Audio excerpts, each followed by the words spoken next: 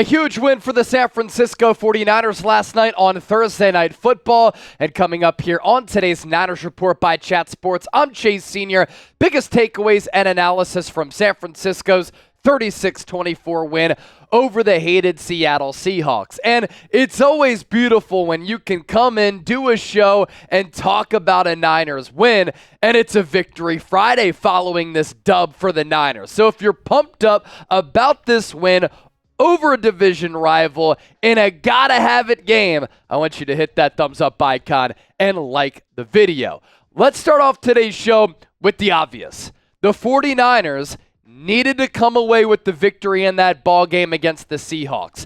They were desperate for a win. Seattle was desperate for a win. And San Francisco could not be looking down the gun barrel at the beginning of the 2024 campaign with the loss at 2-4, 0-3 in the NFC West, with a really tough schedule coming up from here on out until the end of the regular season. And for some context and for you to be informed on what's to come on this Niners schedule coming up, it is not an easy schedule here. The Niners will next play the Kansas City Chiefs at home in Week 7, a rematch of Super Bowl 58. The Chiefs are coming off a bye, and Andy Reid, coming off a bye throughout his entire coaching career, has been so dominant and flawless. Then the Niners will stay at Levi Stadium to host the Dallas Cowboys in Week 8. Bye week in Week 9. On the road against the Tampa Bay Buccaneers, who have been one of the best teams in the NFC this year. Then the Niners welcome the Seahawks back to Santa Clara for the second game against Seattle this year, and that's always a very hard-fought ball game against a team that the Niners know well and Seattle knows the Niners well, obviously inside the NFC West. Then San Francisco goes on the road to play the Packers, one of the best teams in the NFC. They're hot right now, and they were able to survive Jordan Love missing a couple of weeks. I thought Matt LaFleur did a great job with Malik Willis at the quarterback spot. San Francisco stays on the road to play in Buffalo, one of the top teams in the AFC. Week 14, the upstart Chicago Bears and Caleb Williams come to town. Week 15 against the Rams, we saw what happened a couple of weeks ago as Los Angeles was able to shock the Niners. And then the last three games, on the road against the Dolphins, at home against the Lions, another one of the top contending teams in this conference, and then Week 18 on the road against the Cardinals. And the Cardinals just beat the San Francisco 49ers. So if the Niners would have choked that game away last night, the vibes would have been bad, first of all. And then you're looking at the schedule. Oh, shoot, the Niners are 2-4, and now they have to rebound off that slow start against some really difficult opponents. So this gives you some breathing room, and the Niners are now in first place in the NFC West. And last night, it's going to be remembered for a couple of things. Anytime you go into Seattle, get a win, hostile environment, and you shut Seahawks fans up, it's great. Anytime you see DK Metcalf popping off on the sideline and he's getting frustrated because Deommodore Lenoir is shutting him down, and last year it was Charvarius Mooney-Ward shutting him down, that's a great thing. When Geno Smith is committing turnover after turnover, that's also awesome, right? But last night on Thursday Night Football, how about how the youngsters played for the San Francisco 49ers last night, playing critical roles in what was a must-win game for San Francisco? The Niners got massive contributions from their 2024 NFL draft class. And why this is important: the Niners have played in 4 NFC championship games in 5 years. They've played a lot of football over the last several years. This is a veteran-laden team and an expensive team that's starting to wear down a little bit, and the window for this core is starting to close. But when you can replenish the cupboard of talent with young players who are cost-controlled assets, it allows you as a football organization to be a sustainable and consistent winner over time. And last night, we saw the rookies put on a show. Malik Mustapha, first drive for the Seahawks offensively on the opening drive of the game, intercepted Geno Smith. He looks to be a stud at that safety spot. And the fact that he's playing deep safety is really good because it allows Jair Brown and Talanoa Hufanga, once he comes back, to be that versatile option at the safety spot. Renardo Green when the game was unraveling and getting out of control with the momentum on the sideline of the Seattle Seahawks, intercepts Geno Smith, which set up the second George Kittle touchdown to really help put this game away. Dominick Puni has been one of the best right guards in the National Football League this year as a rookie.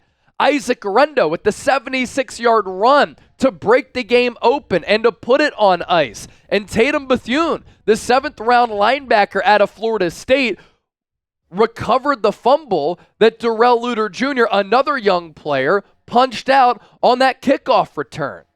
So with Mustapha, he plays with reckless abandon. He plays with speed and physicality. He can play that deep safety spot because on that interception, he was playing single high. But I love how he can come up to the line of scrimmage either from the box or from that safety spot to lay big hits.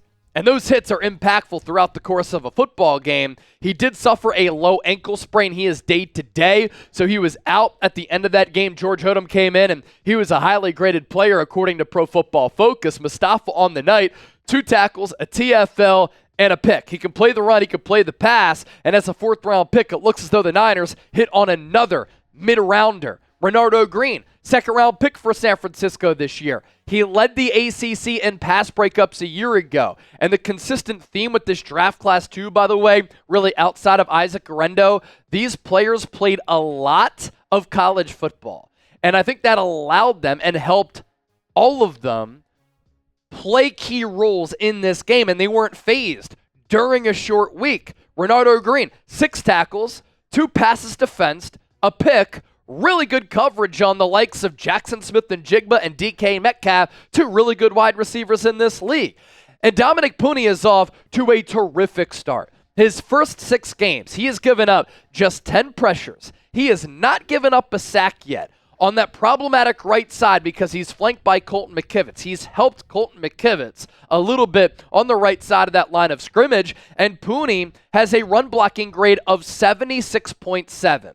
He had a key block on the long Jordan Mason angry run early in the game, and then with that 76-yard scamper for Isaac Guerendo, just a veteran type of play for Puni where he blocked one guy, got to another level, blocked another defender, and then opened up the hole for Guerendo to do the rest. Trent Williams, after the game, didn't even know that Puni didn't play right guard at college, and he said, wow, this dude's a godsend, and he has all-pro, Pro Bowl level talent, and we're seeing him shine and develop before our eyes. This is also a veteran Niners team that I think was dealing with a little bit of a Super Bowl hangover. Human nature settles in at one point or another when you continue to lose big game after big game. You start to cast doubt upon yourself. You start to wonder, are we ever going to get over the top? Well, when you have these young players and these rookies get thrust into action and they're able to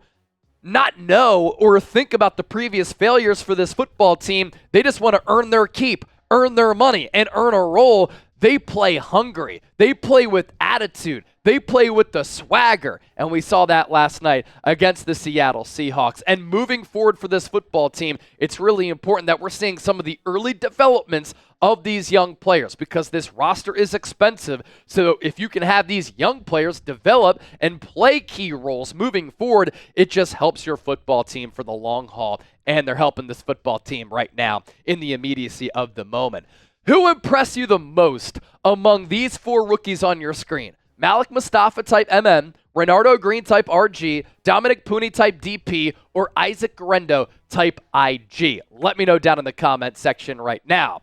Today's 49ers report in the aftermath of this huge Niners win, brought to you by our friends at PrizePicks, the best daily fantasy sports app in the game.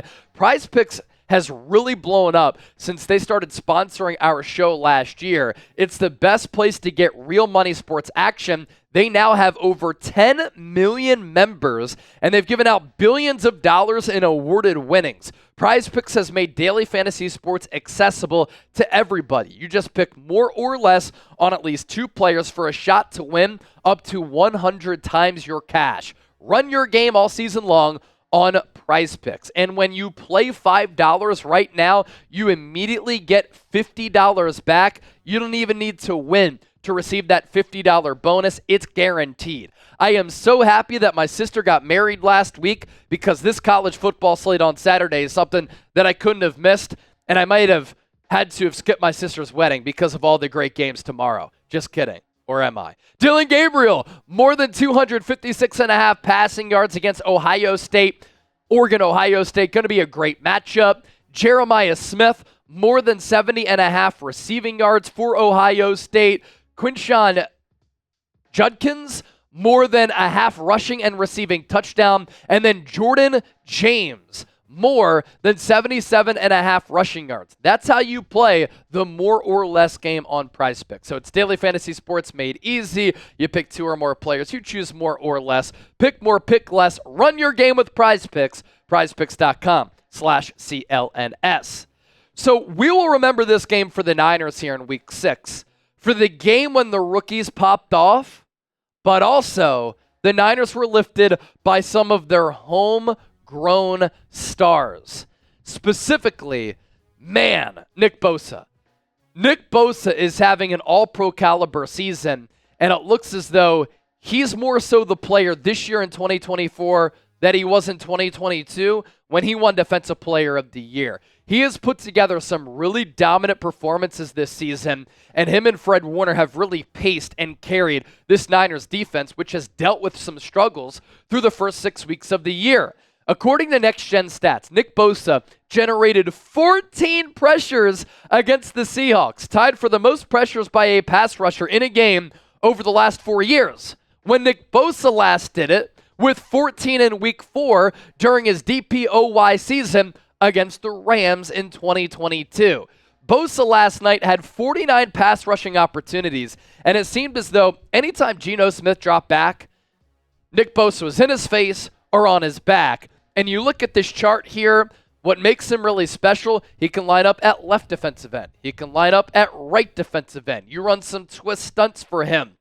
He's so versatile, and he's become, on top of being a very polished pass rusher who's second in the NFL in pressures this year, he's become a really good run defender. The Niners last night totaling 31 pressures as a team. Nick Bosa had 14 leading the way. Leonard Floyd had 6. Malik Collins had 4. He's really given this team some pop pass rushing from that defensive tackle spot. Sam Okuwano continues to be a really good developmental story. He had 3 pressures and a sack. Kevin Givens and Evan Anderson added 2 sacks. Kalia Davis was in there on a couple of occasions as well. It was good to see him start knocking off the rust coming off that knee surgery. And my defensive observations for the Niners, San Francisco was really good last night in a couple of key areas where they have struggled up to this point this year.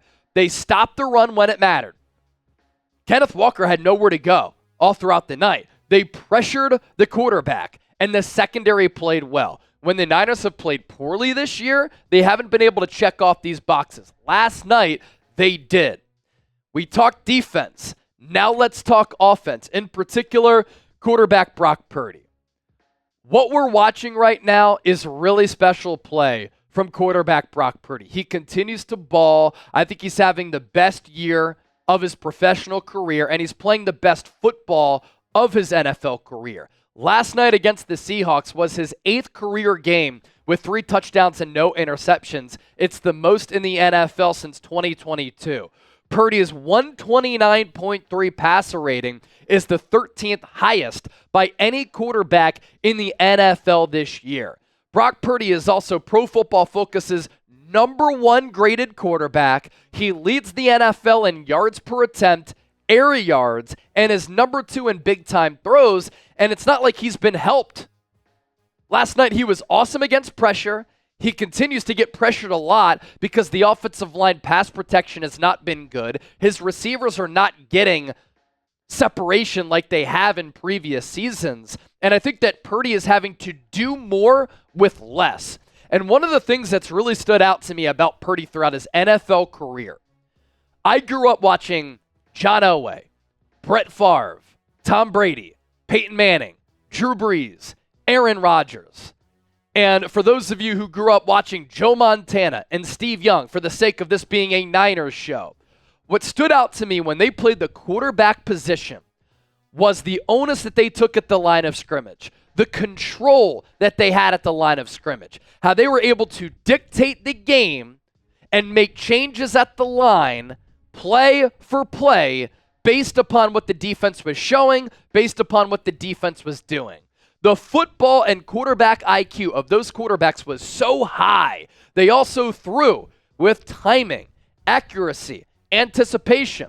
Those players weren't the greatest athletes, but they had pocket feel and pocket mobility. They had the football smarts where sometimes they'd redirect the eyes of the defense. They'd give you a little shoulder shake to move the safety, to open up a throwing lane. Does all of that sound familiar? Because Brock Purdy is doing all of those things, and he's been able to do these things since he took over for Jimmy Garoppolo as this team's starting quarterback in 2022. And quarterback play across the NFL has gone downhill the last couple of years as the NFL has ushered in these college concepts.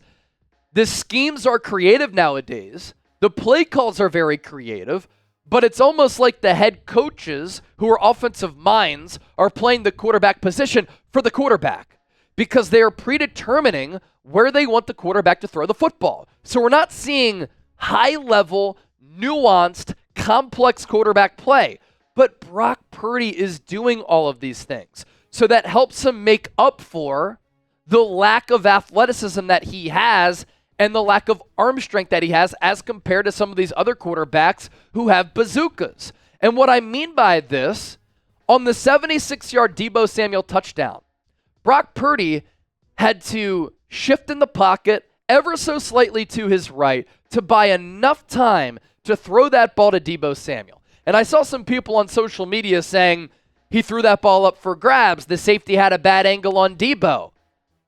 I think it's a smart play by Purdy for him to have that pocket mobility in order to make that throw. And he threw it up, allowing his wide receiver to go out there and make a play, and he put the ball in a spot where only Deebo Samuel could get it. And then on that first red zone touchdown to George Kittle, Brock Purdy fit that ball in the tiniest of windows. The throw had to be perfect toward that pylon. It was perfect. And then on George Kittle's second touchdown, Purdy took the snap, little shoulder fake, moved the safety over in order to drive that football down the middle of the field to George Kittle for that touchdown. That is advanced, high-level quarterbacking play. So in this social media, highlight-driven era in which people become obsessed with these social media clips that go viral of Josh Allen running around, throwing the ball 60 yards sidearm, and Patrick Mahomes throwing it off his opposite leg, or Matthew Stafford throwing a no-look pass. Brock Purdy can't do a lot of those things. He can create very well with his legs, and he's very creative in doing that. He can drop his arm down a little bit, but the high-level quarterback play is what excites me about him. It's why I've been bought in on Brock Purdy, and it's why I think he's one of the top quarterbacks in the NFL. And because of that, every single week, the Niners are going to have a shot because they have one of the top quarterbacks in the National Football League. Let's round out with this. Who is the MVP of Niners Seahawks on Thursday? Let me know. Join the conversation. Plenty of great content to come all throughout the weekend, so do not miss it.